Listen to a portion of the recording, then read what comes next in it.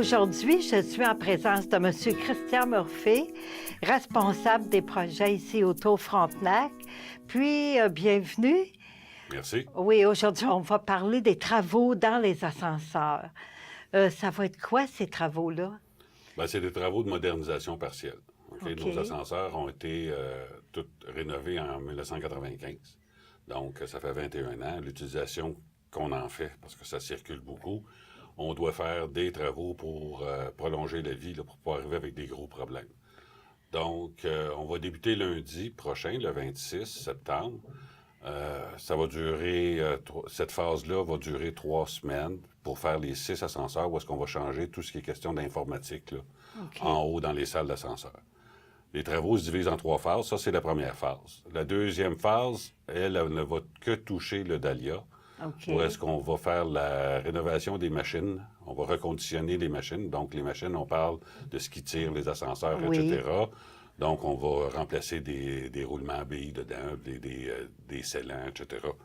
Ça va durer aussi à peu près 2 jours et demi par ascenseur.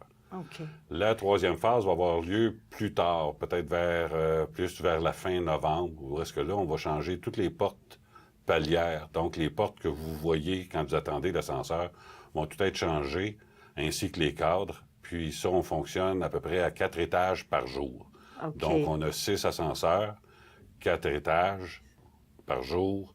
On peut voir que pour un ascenseur, ça va nous prendre environ 3 jours et demi, peut-être 4 jours pour y arriver.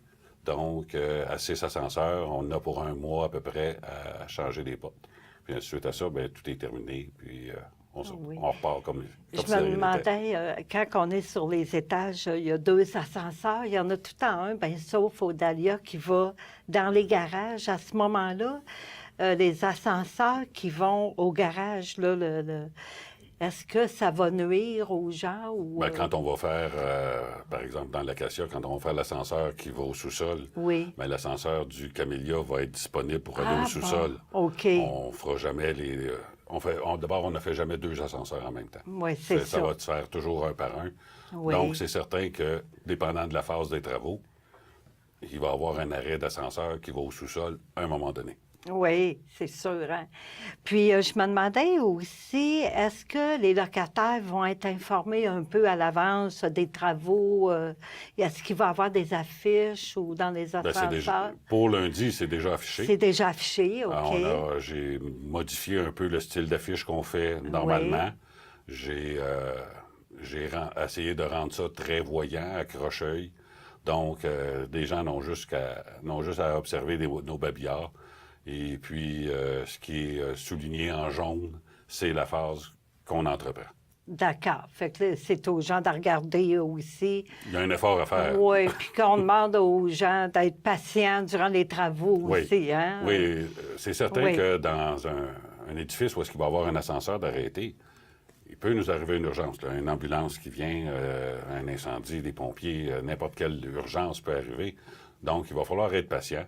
Un déménagement, il va falloir être patient.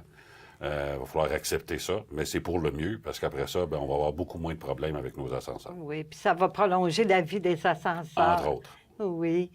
Bien, merci beaucoup, M. Murphy, d'être venu aujourd'hui à mon entrevue. Ça me fait plaisir. Merci. Merci.